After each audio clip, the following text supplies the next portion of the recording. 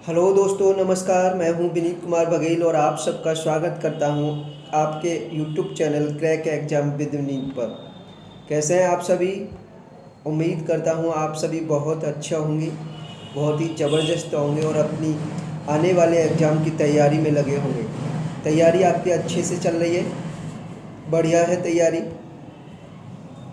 बहुत अच्छे से तैयारी कर रहे हो आप, ठीक है। तो चलिए बिना किसी देरी के आज के सेशन में चलते हैं। आज का सेशन जैसे आपको पता है कि अभी हम उत्तर प्रदेश पुलिस में कांस्टेबल की भर्ती के लिए जो वैकेंसी आई हैं उनकी तैयारी कर रहे हैं और उनके लिए मॉक टेस्ट लगा रहे हैं। तो एक और मॉक टेस्ट लेके आया हूँ जिसमें हम क्वेश्चन सॉल्व कर रहे होंगे। और जैसे मैंने बताया कि हमारे मॉक टेस्ट का जो लेवल है वो हूबहू प्रीवियस एग्ज़ाम के पैटर्न पर बनाया हुआ है। सारे क्वेश्चन उसी लेवल के लिए गए हैं जो प्रीवियस एग्ज़ामों में पूछे गए क्वेश्चन हैं, उसी तरीके के क्वेश्चन हैं सभी, ठीक है। तो चलते हैं सेशन में। और फर्स्ट क्वेश्चन आपके सामने आपकी स्क्रीन पर।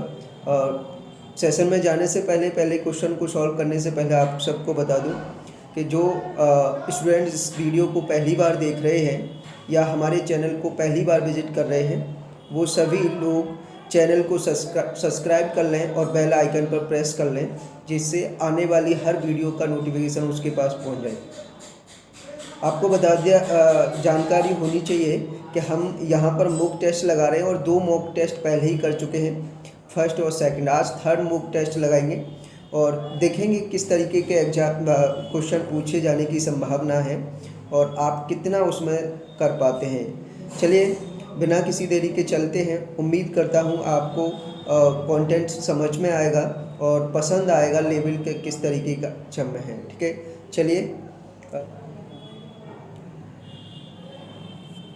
ये जैसे मैं बता रहा था कि मॉक टेस्ट नंबर 3 है ये, और आज मॉक टेस्ट 3 का पहला क्वेश्चन आपकी स्क्रीन पर ये रहा। करिए सॉल्व। 750 भाग कोष्टक 39 माइनस कोष्टक 56 भाग 14 माइनस 64 प्लस 84 कोष्टक बंद का आंसर करना है। तो देखिए सिंप्लीफिकेशन का क्वेश्चन है, पता है आपको किस तरीके से किया जाता है। पहले मैंने बताया कोष्टक में काम करते हैं, तो सबसे पहले छोटा कोष्टक में काम करेंगे। तो छोटे कोष्टक में क्या हो रहा है, 56 में 56 में 14 का भाग हो रहा है। 56 में 14 का भाग हो रहा है, तो 14 का भाग करेंगे। 14 का भाग करेंगे 56 में, तो 4 बार जाएगा, 14 चौका 56। उसके बाद माइनस 64 है और प्लस 84 है। तो देखिए ये प्लस माइनस में से पहले प्लस करेंगे तो 4 और 84 जुड़ जाएंगे, कितने हो जाएंगे 88। और 88 में से फिर 64 माइनस हो जाएंगे तो कितना बचेगा, 64 माइनस हो जाएंगे तो 24 बचेगा। 24 बचेगा तो ये छोटा कोष्टक हट जाएगा। उसके बाद 39 है आगे, 39 माइनस 24, यानी 39 है, 39 में से ये 24 माइनस हो जाएंगे तो कितना बचेगा, 15 बचेगा। और 15 के बाद बड़ा कोष्टक हट जाएगा, बड़ा कोष्टक हटेगा तो आगे भाग लगा हुआ है, भाग हो जाएगा, यानी 750 में 15 का भाग हो जाएगा। 750 में 15 का भाग करेंगे तो 15 पंजे 75, 5 और 0 50। ऑप्शन नंबर डी आपका राइट आंसर है। समझ गए? बहुत बढ़िया। चलिए next question. Under root 1444 plus under root 1024 minus under root 2704 equal to question mark, यानी वर्गमूल 1444 प्लस वर्गमूल 1024 माइनस वर्गमूल 2704 को सॉल्व करके बताना है क्या होगा। ये भी देखिए सिंप्लीफाई ही करना है, सॉल्व करना है, लेकिन इसमें वर्गमूल लगा हुआ है। तो पहले वर्गमूल करते हैं। तो आपको देखिए ओरली याद होनी चाहिए वर्गमूल। जैसे 1444 किसका वर्गमूल है, 38 का, यानी 38 का वर्गमूल है 1444। 38 प्लस 1024 किसका वर्गमूल है, 32 का, तो प्लस 32 माइनस 2704 किसका वर्गमूल है, 52 का, 52 का, तो 52। तो 38 और 32 जुड़ जाएंगे, कितने हो जाएंगे, 38 32 हो जाएंगे 70, और 70 माइनस 52 करेंगे, 70 माइनस 52 करेंगे तो 18 है। कितना? 18। ऑप्शन नंबर सी आपका राइट आंसर है। समझ गए? 18 इतना ही है भाई। देखिए वर्गमूल ये ओरल याद होंगे तो उतना ही जल्दी कर पाओगे, अदरवाइज आप 1444 का पहले वर्गमूल करेंगे, फिर 1024 का वर्गमूल करेंगे, फिर 2704 का वर्गमूल करेंगे, फिर जोड़ेंगे, फिर घटाएंगे तो टाइम लगेगा।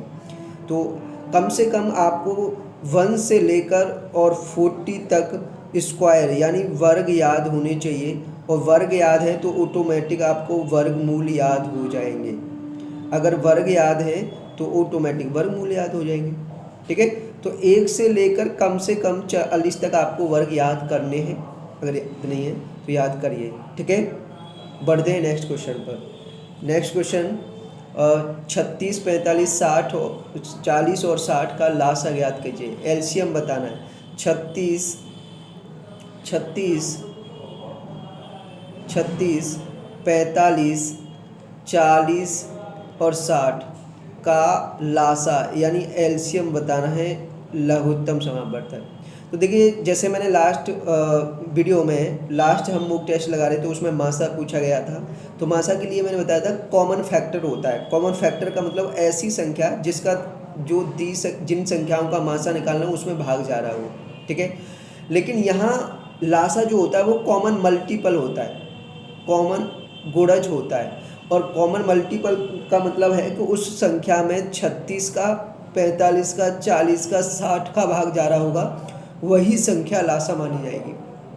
तो यहाँ से वैसे ही करते हैं हम, मैंने बताया कॉमन सेंस से कि हमें ऐसा नंबर देखना है जिसमें इन चारों संख्याओं का भाग जा रहा हो। जो 36 का भाग 240 में चला जाएगा, नहीं जाएगा 240 में तो जाएगा नहीं, तो 240 तो ख़त्म।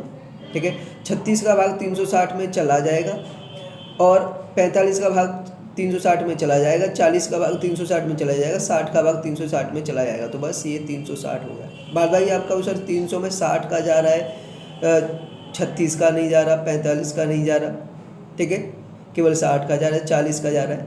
ठीक है, तो हमारा चारों का नंबर जाना है। 180 में 36 का जा रहा है, 45 का जा रहा है, लेकिन 40 का नहीं जा रहा, 40 का नहीं जा रहा।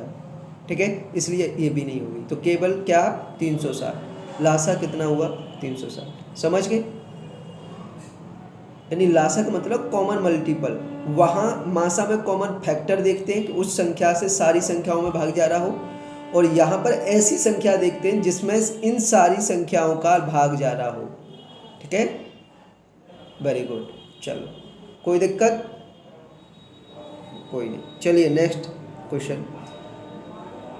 750 की 11/15 का 20% क्या है? बहुत आसान, बड़ी आसानी से कर सकते हो। 750 के 11/15 750 है, उसका 11/15 करना है। कितना? 11/15 निकालना है, और उसका फिर 20% निकालना है। 20% हटेगा तो 100 का भाग। इतना सॉल्व कर रहा है। 15 से इसे काट देंगे, 15 पंजे 75, 50 बार। 50 से 100 को काट देंगे 2 बार। 2 से 20 को काट देंगे 10 बार। 10 गुणा 11 कर देंगे तो 110। कितना? 110। ऑप्शन नंबर बी इसका राइट आंसर। कोई भी प्रॉब्लम? Any doubt? कोई डाउट नहीं, बहुत बढ़िया, प्रॉपर समझ में आ रहा है। Very good. चलिए नेक्स्ट क्वेश्चन। करण विकास से 6 वर्ष छोटा और रिया से 3 वर्ष बड़ा है, जबकि उनकी औसत आयु 21 वर्ष है, तो 5 वर्ष पूर्व रिया कितनी वर्ष की थी? बहुत बढ़िया। अब देखिए 3 व्यक्ति हैं, और 3 व्यक्तियों का आपस में रिलेशन दे रखा है आयु के हिसाब से कि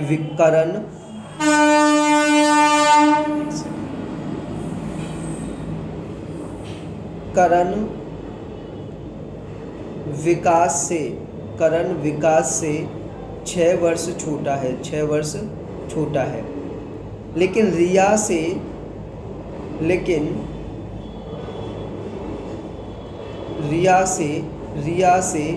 3 वर्ष बड़ा है। ठीक है, जबकि इनकी औसत आयु 21 वर्ष है, तो 5 वर्ष पूर्व रिया की आयु बतानी है। तो रिया की आयु 5 वर्ष पूर्व बतानी है, अभी पता नहीं है रिया की आयु।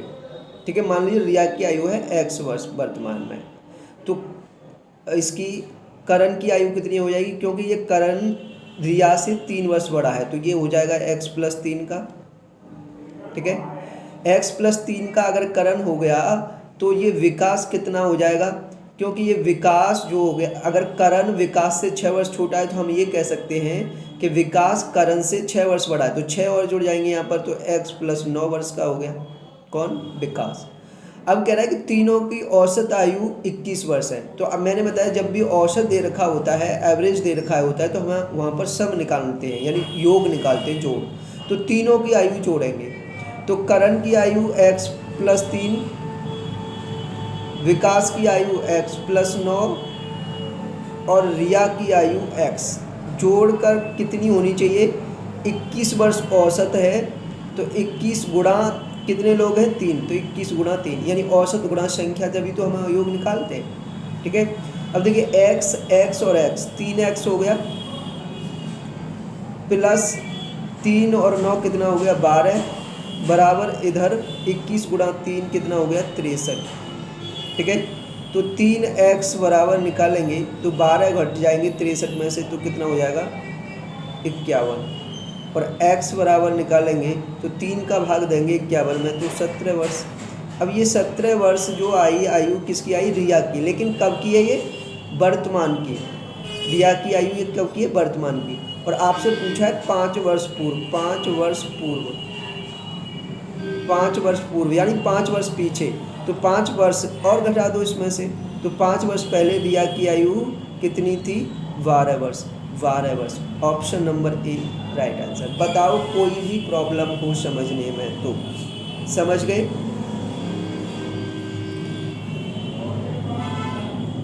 हाँ भाई, रिलेशन बनाना था। करण विकास से तो 6 वर्ष छोटा है, लेकिन रिया से 3 वर्ष बड़ा है, तो हम रिया ही से शुरू करेंगे। रिया अगर x वर्ष की है तो करण x प्लस 3 वर्ष का हो गया, यानी 3 वर्ष बड़ा है। और विकास करण से भी 6 वर्ष बड़ा है, तो यहाँ से 6 वर्ष इधर और जोड़ देंगे तो x प्लस 9 हो गया। समझ गए? तीनों की आयु जोड़कर एवरेज 21 है, तो 21 दिया 63 होना चाहिए। ठीक है, यहाँ से आपको रिया की वर्तमान आयु मिल जाएगी 17 वर्ष, लेकिन 5 वर्ष पूर्व पूछिए तो 5 वर्ष घटा देंगे 12 वर्ष। कोई दिक्कत? किसी तरह का कोई कष्ट, परेशानी, दुख, दर्द, समझने में कोई दिक्कत हो रही हो? कोई भी नहीं, बहुत बढ़िया। चलिए नेक्स्ट क्वेश्चन ये रहा आपकी स्क्रीन पर। एक आदमी 3 मिनट 20 सेकंड में 1000 मीटर दूरी तय करता है, उसकी चाल किलोमीटर प्रति घंटा ज्ञात कीजिए। Very good. आप सभी जानते हैं क्या बतानी है? स्पीड। तो स्पीड इज इक्वल टू क्या होता है, यानी चाल इज इक्वल टू क्या होता है? डिस्टेंस अपॉन टाइम, यही होता है ना। यानी चाल बराबर दूरी बटे समय। दूरी आपको दे रखी है 1000 मीटर और समय दे रखा है 3 मिनट 20 सेकंड। तो देखिए मैंने बताया समय को 2 ही प्रारूपों में रखते हैं, या तो घंटे में रखेंगे या सेकंड में रखेंगे, और यहाँ पर मिनट सेकंड में। तो आप मिनट्स को सेकंड बना लेंगे, 3 मिनट को सेकंड बनाएंगे तो 180 सेकंड, और उसमें 20 सेकंड और हैं तो 20 सेकंड और जुड़ जाएंगे तो 200 सेकंड हो जाएंगे, 200। और ये चाल किस में आएगी? मीटर, क्योंकि दूरी मीटर में है और समय सेकंड में बना लिया, तो चाल आएगी मीटर पर सेकंड में। 200 का भाग 1000 में देंगे तो 5 बार जाएगा, यानी चाल हो गई 5 मीटर प्रति सेकंड। लेकिन आपसे जो पूछी है वो किलोमीटर प्रति घंटे में पूछी है कि चाल किलोमीटर प्रति घंटा ज्ञात करिए। तो देखिए मीटर प्रति सेकंड में चाल दे रखी है, उसको किलोमीटर प्रति घंटे में बनाना है, तो 18/5 से गुणा कर देंगे, 18/5 से गुणा कर देंगे, ये चेंज हो जाएगी किलोमीटर प्रति घंटा। ठीक है, 5 से 5 कट गया, कितनी हो गई? 18 किलोमीटर प्रति घंटा। चाल 18 किलोमीटर प्रति घंटा। ऑप्शन नंबर सी आपका बिल्कुल सही। बताओ कोई परेशानी? समझ में आ रहा है ना? Very good. चलिए नेक्स्ट क्वेश्चन ये रहा आपकी स्क्रीन पर। नमक का घोल बनाने के लिए 35 लीटर घोल में 40% नमक मिलाया गया है। यदि इसमें 5 लीटर पानी और मिला दिया जाए तो नए घोल में कितने प्रतिशत नमक होगा? बहुत आसान। देखिए टोटल पहले 35 लीटर घोल था, कितना? 35 लीटर घोल था, 35 लीटर। ठीक है, और इसमें नमक कितना था? 40%। 40% नमक था, 40%।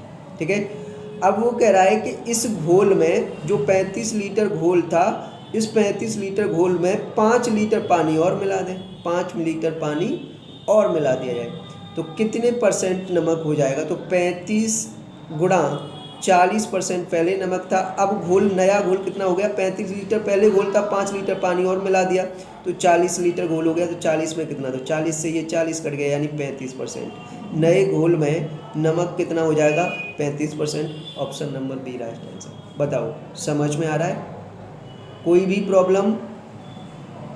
भैया अगर कंटेंट समझ में आ रहा हो और लॉजिक समझ में आ रहा हो तो एक बार वीडियो को लाइक ज़रूर करना और अपने सभी दोस्तों को शेयर करना वीडियो को ज़्यादा से ज़्यादा, जिससे इस वीडियो का सबको फ़ायदा मिल सके। क्योंकि मैं वही पैटर्न लेके आया हूँ जो आपके आने वाले एग्ज़ाम 17-18 को, जो उत्तर प्रदेश पुलिस कांस्टेबल का एग्ज़ाम होने वाला है 17 और 18 फरवरी को, सेम उसी लेवल के ये क्वेश्चन होंगे।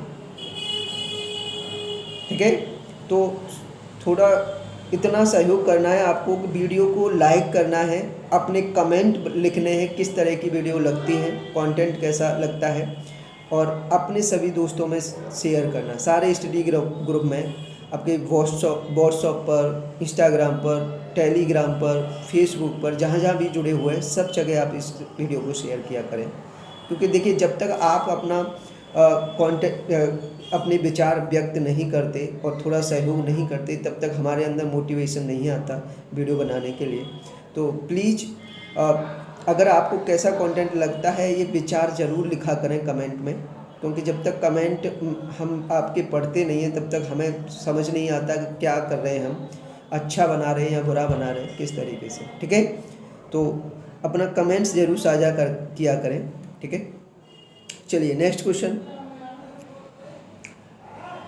कालू राजू से 40% अधिक काम करता है, यदि दोनों एक साथ एक काम को 28 दिनों में पूरा करते हो तो कालू अकेला उस काम को कितने दिनों में करेगा। देखिए कालू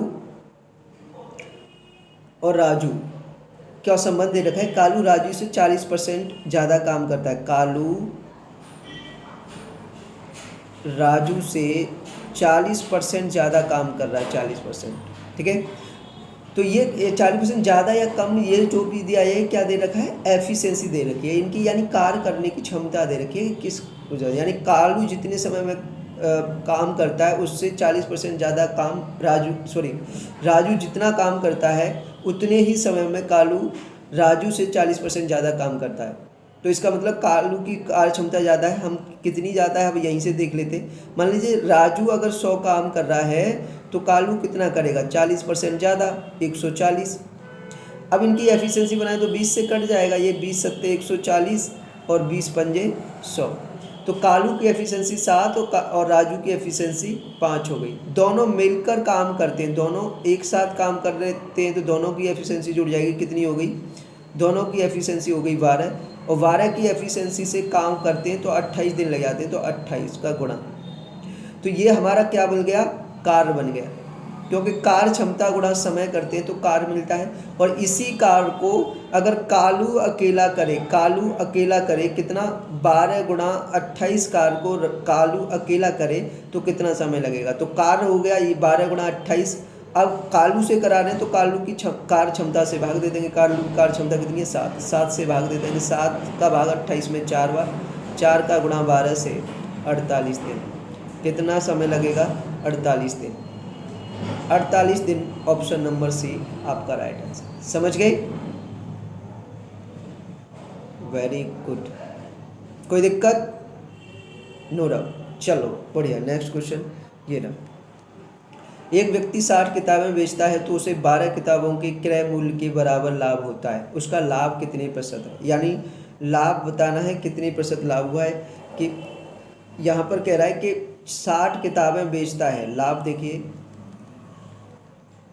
60 किताबें बेचता है, कितनी किताबें बेचता है 60, और 60 पर कितनी किताबों के क्रय मूल्य के बराबर लाभ हो रहा है, क्रय के बराबर हो रहा है, यानी 12 किताबों के क्रय मूल्य के बराबर हो रहा है, तो कितने प्रतिशत हो गया, बस यहीं से करना था।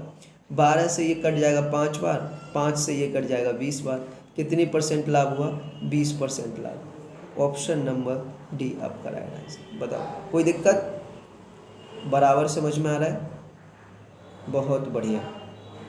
चलिए नेक्स्ट क्वेश्चन। 7.5% वार्षिक साधारण ब्याज की दर से कोई धन कितने वर्षों में स्वयं का 7 गुना हो जाएगा? ये इस SI का क्वेश्चन है, सिंपल स्टेटमेंट है, जो गुना बता रहा है। तो कितने वर्षों में, यानी समय बताना है कितने वर्षों में 7 गुना होगा, जबकि आपको रेट दे रखा है।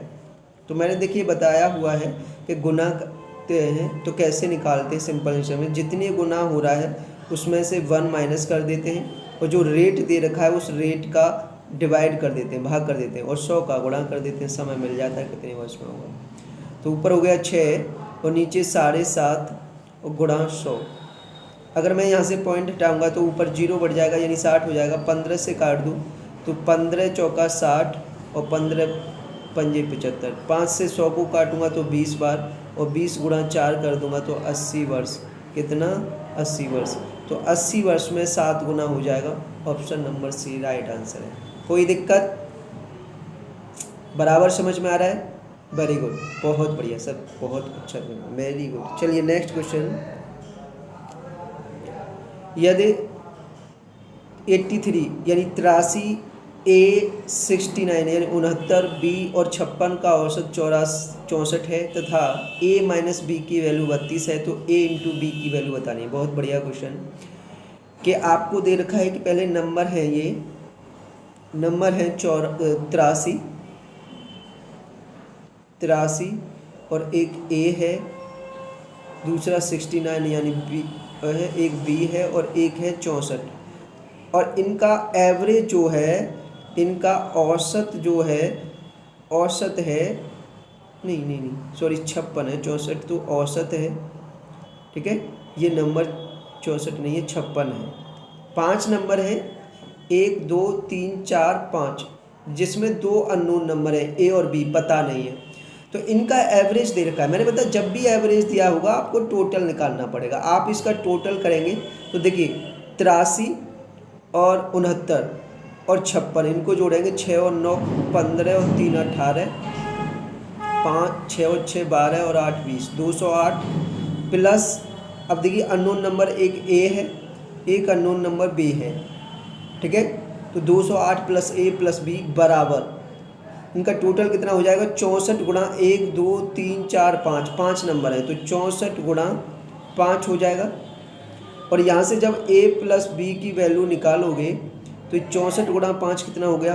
5 चौके 20, 5 छक्के 30, 320 माइनस 208। तो यहाँ से आपको A प्लस B की वैल्यू मिल जाएगी 208 घटा देंगे तो 112, ठीक है। और साथ में आपको A माइनस बी की वैल्यू दे रखी है। A माइनस बी की वैल्यू कितनी दे रखी है? 32, ठीक है। तो अब यहाँ से A और B निकाल सकते हो आप। A B कितना होगा, ठीक है, निकाल लो। यानी इनको एक बार जोड़ दें तो B से B कट जाएगा, तो यहाँ से 2A बराबर कितना हो जाएगा? 32 और 12 144, 144 हो गया। तो A की वैल्यू 2 का भाग दे देंगे 72। अगर A 72 हो गया तो B कितना हो जाएगा? B क्या होगा? 32 कम, या फिर 112 में से 72 घटा देंगे तो कितना बचेगा? 40, ठीक है। B कितना हो गया? 40। तो अब A इंटू बी बताना है। A इंटू बी यानी A और B का गुणा, यानी 72 गुणा 40, 72 गुणा 40 करेंगे तो कितना आएगा? 72 गुणा 40, तो 72 गुणा 40 हो जाएगा 0, 4 दूनी 8, 4 सत्ते 28, कितना हुआ? 2880। ऑप्शन नंबर आपका सी राइट आंसर है। समझ गए? देखिए यहाँ एवरेज दे रखा था जिसमें 5 नंबर थे, 5 नंबर में से 2 अननोन थे, 2 अज्ञात वैल्यू थी A और B, ठीक है। और उन दोनों A B का डिफरेंस भी दे रखा था। तो आपको उन दोनों नंबर का A और B का मल्टीप्लाई पूछा था, यानी गुणा क्या होगा? A into B. समझ गए? बहुत बढ़िया, वेरी गुड। नेक्स्ट क्वेश्चन ये लो, 1.2 तथा 0.08 के प्रथमानुपाती और 3.2 तथा 1.8 के मध्यानुपाती का अनुपात ज्ञात कीजिए। Very good. यानी रेशियो प्रोपोर्शन में अनुपात समानुपात में पढ़ा होगा आपने, प्रथमानुपाती, मध्यानुपाती, तृतीयानुपाती, चतुर्थानुपाती, वही है ये। 1.2 और 0.8 का प्रथमानुपाती ज्ञात करना। तो प्रथमानुपाती क्या होता है? पहले नंबर का स्क्वायर और दूसरे नंबर का डिवाइड, ये तो होता है प्रथमानुपाती। और 3.2 तथा 1.8 का मध्यानुपाती। मध्यानुपाती क्या होता है? दोनों नंबर का गुणा और उनका वर्गमूल, ये होता है मध्यानुपाती। और इन दोनों का रेशियो पूछा है। तो देखिए 1.2 का स्क्वायर करेंगे तो कितना आएगा? 1.44, यानी 12 का वर्ग 144 बटे 0.08।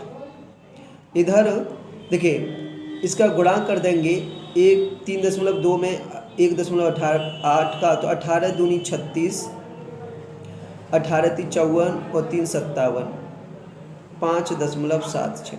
ठीक है, देखिए यहाँ से पॉइंट, दो स्थान में पॉइंट है, ये पॉइंट हट जाएगा। 8 का भाग देंगे 144 में 18 बार जाएगा।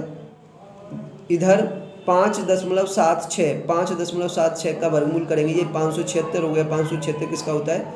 24 का। तो 2.4 कितना आएगा? 2.4। पॉइंट यहाँ से हटाएंगे तो यहाँ 180 हो जाएगा और ये 24 हो जाएगा। तो 12 से काट देंगे, 12 एकम 12, 12 पंजे 60, 15 और 12 दूनी 24, कितना होगा? 15:2। ऑप्शन नंबर सी बिल्कुल राइट आंसर। समझ गए? ठीक है, प्रथमानुपाती और मध्यानुपाती निकाल कर उनका रेशियो देखना था कि रेशियो कितना है। समझ गए? Very good. चलिए नेक्स्ट क्वेश्चन ये रहा। ए तथा बी दोनों ने साझे में 12,000 रुपये और 15,000 रुपये लगाकर एक व्यवसाय शुरू किया। 3 महीने बाद 20,000 रुपये लगाकर सी व्यवसाय में शामिल हो गया। यदि एक वर्ष में कुल 75,600 रुपये का लाभ हुआ हो तो ए और सी के लाभ का अंतर कितना है? Very good. ठीक है, 3 पार्टनर हैं, ए, बी और सी। शुरू में ए और बी ने एक साथ साझे में व्यापार शुरू किया था। ए ने लगाए थे 12,000 रुपये और बी ने लगाए थे 15,000 रुपये। ठीक है, और 3 महीने बाद सी भी व्यापार में शामिल हो गया 20,000 रुपये लगाकर। 20,000 रुपये लगाकर, ये तो पूंजी हो गई इनकी। ठीक है, अब समय, तो ए और बी ने स्टार्ट किया था व्यापार, कितने समय का है? 1 वर्ष का है। 1 वर्ष का मतलब 12 महीने तक व्यापार चला है। अब इसमें ए और बी ने तो शुरू ही किया था, तो इनका पैसा तो एंड तक लगेगा। एंड का मतलब उनका पैसा 12 महीने तक लगेगा, एक साल के लिए। लेकिन सी 3 महीने बाद शामिल हुआ, तो 12 में से 3 कम कर देंगे, 9 महीने तक इसका पैसा लगा। ठीक है, अब यहाँ पर रेशियो बनाएंगे तो देखिए 3 जीरो तो यहीं ख़त्म हो रही है, 3 जीरो आपने ख़त्म कर ली। ठीक है, इधर 3 से ये 12 कट रहा है 4 बार, ये भी 4 बार और ये 3 बार। अब कट नहीं रहा, तो अब गुणा कर देंगे। 12 × 4 = 48, 15 × 4 = 60 और 20 × 3 = 60। अभी और 12 से कट रहा है, तो 12 × 4 = 48, 12 पंजे 60 और 12 पंजे 60, ये रेशियो हो गया। अगर टोटल जो लाभ हुआ वो 75,600 का, टोटल लाभ का मतलब तीनों का, तो यहाँ पर तीनों का मिलाकर लाभ है, तो तीनों का रेशियो जुड़ जाएगा। 4 और 5 9, 5 14, 14 की वैल्यू है 75,600 रुपये। तो यहाँ से 1 यूनिट की वैल्यू निकालेंगे, 14 का भाग कर देंगे। 14 पंजे 70 और 14 चौका 56, 5400। और आपसे क्या पूछा गया है? सी, ए और सी के लाभांश का अंतर। ए और सी के, तो ए को 4 यूनिट मिला और सी को 5 यूनिट, दोनों में अंतर कितने का है? 1 का ही अंतर है, यानी ये अंतर 1 का है और 1 की वैल्यू कितनी है? 5400। तो यही हो गया option number A right answer है। 5,400 का अंतर होगा दोनों के लाभ में। समझ गए? Very good. चलिए नेक्स्ट क्वेश्चन। कोई धन 7.5% वार्षिक दर से 4 वर्ष में 9,100 रुपये हो जाता है, तो वह धन ज्ञात कीजिए। ठीक है, यानी 7.5% की दर से 4 वर्ष में इतने रुपये हो रहा है, तो 7.5% क्या हो गया? रेट। 7.5% रेट हो गया। समय 4 वर्ष हो गया, और ये 9100, ये 9100 क्या हुआ, अमाउंट हो गया, ये मिश्र धन है, मिश्र धन। ठीक है, 9100 रुपये हो रहा है 4 वर्ष में, तो इसका मतलब मूलधन में ब्याज जुड़कर हो रहे होंगे ये 9100। अगर ब्याज जुड़कर हो रहा है तो आप भी क्या करेंगे, तो आपको प्रिंसिपल पूछा है यानी मूलधन पूछा है। तो देखिए 1 वर्ष का ब्याज 7.5%, तो 4 वर्ष का ब्याज कितना हो जाएगा, 4 का गुणा कर देंगे 30% हो जाएगा, 30%। अगर 30% ब्याज है तो मिश्र धन कितना हो जाएगा, क्योंकि हमारा 100% प्रिंसिपल होता है, 100% जोड़ देंगे इसमें तो ये 130% हो जाएगा। और 130% की वैल्यू यानी ये मिश्र धन कितना दे रखा है, 9100, 0 से 0 काट देंगे तो यहाँ से 1% की वैल्यू मिल जाएगी आपको 13 सत्ते 91 70, 1% की वैल्यू 70। तो आपसे प्रिंसिपल पूछा है, मूलधन पूछा है, मूलधन तो हमारा 100% लिया था, तो 100% की वैल्यू 100 का गुणा कर देंगे 7000, कितनी 7000, ऑप्शन नंबर ए। भाई इतनी देर में होंगे क्वेश्चन, सर इतनी जल्दी होंगे, हाँ जी बिल्कुल इतनी ही जल्दी होंगे क्वेश्चन, आपको बेसिक कॉन्सेप्ट क्लियर है तो आपके। देखिए कोई फॉर्मूले की ज़रूरत नहीं बेटा, कोई नहीं लगाना। देखिए ऐसे समझो 7.5% की दर से 4 वर्ष में 9100 रुपये हो रहे हैं, 9100 रुपये हमारा अमाउंट हो गया, मिश्र धन हो गया। अब मिश्र धन क्या होता है, मूलधन प्लस ब्याज। तो हम पहले ब्याज निकाल लेते हैं, 1 वर्ष की 7.5%, तो 4 वर्ष की कितनी हो जाएगी 30%, 30% ब्याज हो गई। हमारा मूलधन 100% होता है, तो 100% में 30% जोड़ देंगे तो 130% ही तो मिश्र धन हो गया। और 130% की वैल्यू 9100 दे रखी है, यानी मिश्र धन 9100 दिया है, तो यहाँ से 1% की वैल्यू निकालेंगे वो 70 आएगी। और हमारा प्रिंसिपल 100% था, मूलधन 100% था, तो 100% की वैल्यू के लिए 100 का गुणा करना पड़ेगा, 7000 हो जाएगा मूलधन। ठीक है, समझ गए, समझ गए सर, ओके। चलिए नेक्स्ट क्वेश्चन ये रहा। एक दुकानदार ने 20% तथा 5% की 2 क्रमागत छूट देकर एक घड़ी को 1710 रुपये में बेचा, घड़ी का अंकित मूल्य क्या है था। बहुत अच्छे क्वेश्चन है भाई। देखिए एमआरपी पता नहीं है, अंकित मूल्य नहीं पता, जो कि पूछा गया है आपको। इस पे दो बट्टे दिए गए हैं, यानी 2 क्रमागत बट्टे दिए गए। क्रमागत समझो, पहले 20% बट्टा दिया, फिर ग्राहक नहीं माना तो 5% बट्टा और दिया दुकानदार ने, और तब जाकर 1710 रुपये में घड़ी बेची। तो देखिए अंकित मूल्य आपको पता नहीं है, मान लीजिए अंकित मूल्य है 100 रुपये, ठीक है। अगर 100 रुपये पर पहला बट्टा 20% दिया जाएगा, पहला बट्टा 20% दिया जाएगा, तो कितने में बिकेगी 100 रुपये की चीज़, 80% में बिकेगी, 80% पे। इसका मतलब 80 रुपये में बिकेगी पहले बट्टे के बाद, ठीक है। लेकिन ग्राहक नहीं माना तो 5% बट्टा और दिया गया, तो अब जो 80 रुपये अंकित मूल्य रह गया उस पर 5% बट्टा और लगाएंगे, तो 5% बट्टा काट कर 95% में बिकेगी। अब कितने पे, 95%। तो देखिए 20 चौका 80 और 20 पंजे 100, और 5 से ये 19, और 19 गुणा 4 76, यानी कितने में बिकेगी 76 में। 100 रुपये अंकित मूल्य था, पहला बट्टा 20% दिया तो 80 में बिकनी चाहिए थी, लेकिन 5% फिर और बट्टा दिया तो अब 95% पे बिकेगी। 80 का 95% निकालेंगे तो 76 पे बिकेगी। तो एक्चुअली जो घड़ी है वो 76 पे बिकी, जिसकी वैल्यू यानी 1710 रुपये दे रखी है। 76 की वैल्यू 1710 रुपये है, तो यहाँ से 1 की यूनिट की वैल्यू निकालेंगे तो 1710 में आपका 76 का भाग, देखिए 19 निम्मा 171 यानी 90 बार, और 19 चौक 76, 4 का भाग करेंगे इसमें, या 2 से काट दो 2 बार, और ये 2 बार 45 बार, तो 1 की वैल्यू होगी 45/2, कितनी 45/2, 1 यूनिट की वैल्यू।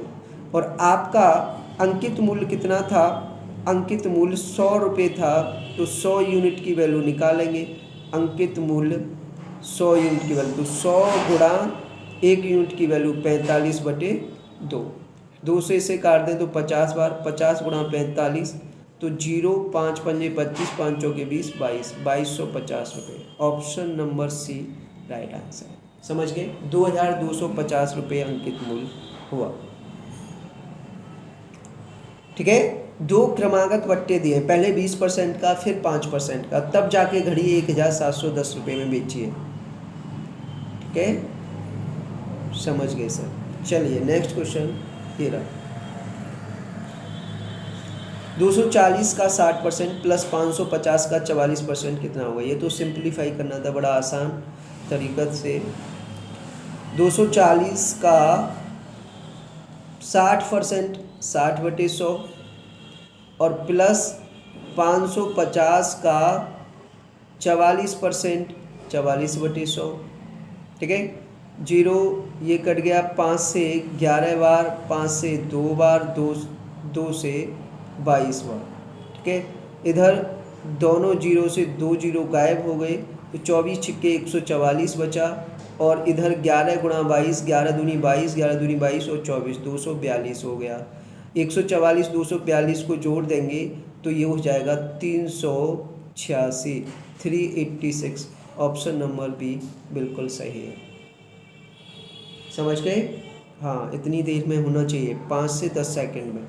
ठीक है, नेक्स्ट क्वेश्चन ये रहा।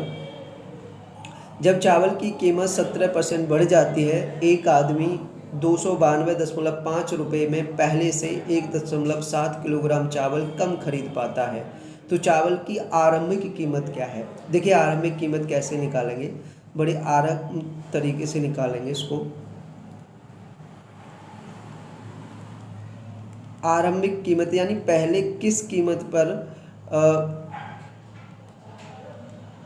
चावल मिल रहे थे ये बताना है। तो सुनिए, देखिए टोटल खर्चा कितना कर रहा था, 292.50। ठीक है, और रेट में वृद्धि कितने परसेंट की हुई है? 17% की, 17% की वृद्धि हुई है। ठीक है, तो देखिए यहाँ से परसेंट हटाएंगे तो वो तो नीचे 100 चला जाएगा, तो मैं परसेंट हटा दे देता हूँ। और वृद्धि हुई है 100% की, वो 17% की, तो 100 में 17 जुड़ जाएंगे, जिसके कारण आदमी पहले से 1.7 किलोग्राम चावल कम खरीद पा रहा है, तो 1.7 का यहाँ गुणा कर देंगे। ठीक है, मैं अगर यहाँ से 0 हटा दूँ तो यहाँ एक स्थान पे पॉइंट हो गया, तो ये पॉइंट इस पॉइंट से कट जाएगा। ठीक है, 2925 गुणा 17 और नीचे 100 और 17 117 और गुणा 17, ये 17 से ये 17 कट गया। देखिए 13 से काटिए, ये 13 से कट रहा है, 13 दूनी 26 बचे 3 32 हो गया, 13 दूनी 26 6 बचे, 13 पंजे 65 और ये 13 नम्मा 117। 9 का भाग 225 में देंगे तो 9 दूनी 18, 9 पंजे 45, यानी कितना था? 25 रुपये प्रति किलोग्राम पहले का रेट था। Option number B right answer. समझ के? बहुत बढ़िया, वेरी गुड। एक बार फिर मैं सबसे गुजारिश करूंगा कि अगर वीडियो पसंद आ रही हो, कंटेंट समझ में आ रहा हो, अच्छा लग रहा हो कंटेंट, और आपको पढ़ाने का तरीका पसंद आ रहा हो, तो वीडियो को लाइक ज़रूर करना और अपने विचार कमेंट में ज़रूर लिखना, कैसी वीडियो लग रही है और कैसा कंटेंट लग रहा है आपको। वीडियो को लाइक करना और ज़्यादा से ज़्यादा ग्रुप में शेयर करना अपने सभी दोस्तों में। ठीक है, नेक्स्ट क्वेश्चन, यदि एक गोले की त्रिज्या को 2 गुना कर दिया जाता है तो उसका आयतन कितने गुना हो जाएगा? बहुत बढ़िया, ये देखिए 3D का क्वेश्चन है मेंसुरेशन में। गोले की त्रिज्या को 2 गुना कर दिया गया। देखिए जैसे गोले की त्रिज्या r थी, पहले r थी, तो तब आयतन कितना था?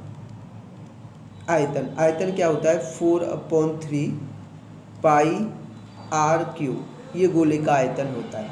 ठीक है, अब त्रिज्या डबल हो गई, दुगनी कर दी, यानी 2r हो गई, तो अब आयतन कितना हो गया? आयतन देखिए 4/3 पाई और r³ की जगह पर अब 2r³ होगा, 2r³, तो ये कितना हो जाएगा? 4/3 पाई और 2 का क्यू हुआ तो 8r³, तो कितने गुना हो गया? देखिए पहले 4/3 पाई r³ था, अब 4/3 8r³ हो गया, तो 8 गुना हो गया, तो कितना हो गया? 8 गुना। ठीक है, अगर त्रिज्या दोगुनी कर दी जाएगी तो आयतन 8 गुना हो जाएगा। ऑप्शन नंबर सी बिल्कुल सही है। समझ गए? बढ़िया लग रहा है? मस्त है, मस्त, बहुत बढ़िया। देखिए, अगर समझ में आ रहा हो तो आप लाइक ज़रूर करेंगे और अपने सभी दोस्तों में इस वीडियो को शेयर ज़रूर करेंगे, सारे स्टडी ग्रुप में। ठीक है, धमाल मचा देना है वीडियो को शेयर करने में आपको। ठीक है, नेक्स्ट क्वेश्चन ये रहा।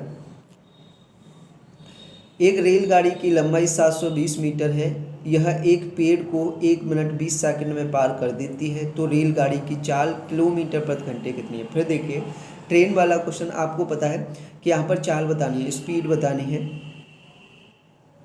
अभी मैंने बताया था स्पीड क्या होती है, डिस्टेंस अपॉन टाइम। ठीक है, तो अब डिस्टेंस कितनी होगी? तो मैंने पहले आपको पता होना चाहिए ये कि रेलगाड़ी जब किसी भी आदमी को, किसी पेड़ को, खंबे को या किसी पॉइंट को पार करती है तो जो डिस्टेंस होती है वो रेलगाड़ी की लंबाई के बराबर होती है, यानी दूरी लंबाई की रेलगाड़ी की लंबाई के बराबर, यानी 720 मीटर। बट इस समय कितना लग रहा है? 1 मिनट 20 सेकंड। 1 मिनट 20 सेकंड को पूरा सेकंड बनाएंगे तो 1 मिनट में 60 सेकंड और 20 सेकंड, ये तो 80 सेकंड होंगी। 80 सेकंड, 80 का भाग कर देंगे इसमें तो 8 9 72, यानी 9 मीटर प्रति सेकंड। क्या हुई? 9 मीटर प्रति सेकंड चाल हुई। लेकिन आपको किलोमीटर प्रति घंटे में बताना है तो इसमें 18/5 से गुणा कर देंगे तो ये चेंज हो जाएगी किलोमीटर प्रति घंटा में। 18 9 162, 162/5, 5 का भाग करेंगे, 5 दिया 15 है, 5 दूनी 10 और 5 चौके 20। ठीक है, 32.4 किलोमीटर प्रति घंटा। ऑप्शन नंबर बी बिल्कुल सही है। समझ गए? बहुत बढ़िया। हाँ, रेलगाड़ी जब किसी खंबे को, किसी पेड़ को, किसी आदमी को या किसी पॉइंट को पार कर रही होती है तो रेलगाड़ी की जो लंबाई होगी वही दूरी बन जाएगी। ठीक है, दूरी बटे समय कर देंगे तो वो चाल आ जाएगी। ठीक, बहुत बढ़िया। चलिए नेक्स्ट क्वेश्चन। x रुपये को 8% वार्षिक साधारण ब्याज की दर पर 3 वर्ष के लिए और y रुपये को 10% वार्षिक साधारण ब्याज की दर पर 2 वर्ष के लिए निवेश किया जाता है। 10% वार्षिक चक्रवृद्धि ब्याज की दर पर 2 वर्ष के लिए निवेश किया जाता है। यदि दोनों पर ब्याज बराबर प्राप्त होता है तो x और y का अनुपात ज्ञात करना। बहुत बढ़िया। देखिए, x रुपये को तो 8% वार्षिक साधारण ब्याज की दर से 3 वर्ष के लिए सिंपल इंटरेस्ट पर, यानी साधारण ब्याज से निवेश किया, यानी x रुपये है, x रुपये है जिसको 8% वार्षिक दर से 3 वर्ष के लिए निवेश किया, ये तो साधारण ब्याज। ठीक है, लेकिन y रुपये को 10% वार्षिक चक्रवृद्धि ब्याज की दर से, यानी 10% वार्षिक चक्रवृद्धि ब्याज की दर से निवेश किया है 2 वर्ष के लिए। तो देखिए, इसकी ब्याज कितनी होगी? 22 रुपये की। एक वर्ष की 10%, दूसरे वर्ष की भी 10%। लेकिन चक्रवृद्धि ब्याज है तो पिछले वर्ष पे भी ब्याज लगेगी, तो 10% पे फिर से 10% लगाएंगे तो कितनी होगी? 1%। तो टोटल ब्याज कितनी हो गई 2 वर्ष की? 21%। कितनी हुई? 21 वर्ष की। तो यहाँ 8 या 24%, साधारण ब्याज 24% हुई, लेकिन इसकी 2 वर्ष की कंपाउंड इंटरेस्ट यानी चक्रवृद्धि ब्याज कितनी हो गई? 21%। और ये दोनों क्या हैं? बराबर हैं। दोनों क्या हैं? बराबर हैं। बस यहाँ से सॉल्व करना, परसेंट से परसेंट हट गया। अब 3 से 21 काट देंगे तो 7 बार, तो यहाँ से x अपॉन में y आ जाएगा, इधर 7/8 हो जाएगा। तो अनुपात हो जाएगा 7:8। 7:8, ऑप्शन नंबर बी बिल्कुल राइट आंसर। समझ गए? कैसा लगा भाई कंटेंट? लास्ट क्वेश्चन था, समझ गए? Very good. चलिए मैं स्क्रीन पर आता हूँ और आप अपने विचार बताइए किस तरह का कंटेंट लगा। हाँ भाई, कैसा लगा कंटेंट? बढ़िया। अगर मस्त कंटेंट लगा हो, तरीके सही लगे हों और आपको लगे कि इस तरह के क्वेश्चन में एग्जाम में क्वेश्चन पूछे जाने वाले हैं तो एक बार कमेंट में ज़रूर लिख के बताएं अपने विचार। वीडियो को लाइक करें और सब ज़्यादा से ज़्यादा स्टडी ग्रुप में शेयर करें। इंस्टाग्राम, फेसबुक, टेलीग्राम, जहाँ जहाँ भी आप जुड़े हुए सब पर शेयर करें। क्योंकि जब तक आपके कमेंट नहीं आएंगे, आप थोड़ा सा हमारे मेहनत को प्रोत्साहन नहीं करोगे, तब तक हमारे अंदर मोटिवेशन नहीं आएगा। ठीक है, हमें आपको देखकर ही, आपके कमेंट सुनकर, आपके विचार जानकर ही वीडियो बनाने के लिए प्रेरणा मिलती है, एक एक्साइटमेंट होता है आप वीडियो बनाने के लिए। ठीक है, तो प्लीज़ कमेंट लिखकर बताएं कैसी वीडियो लगी, और अच्छी लगे तो वीडियो को लाइक और शेयर ज़रूर करें। ठीक है, मिलते हैं नेक्स्ट वीडियो में, तब तक के लिए जय हिंद, जय भारत, थैंक यू।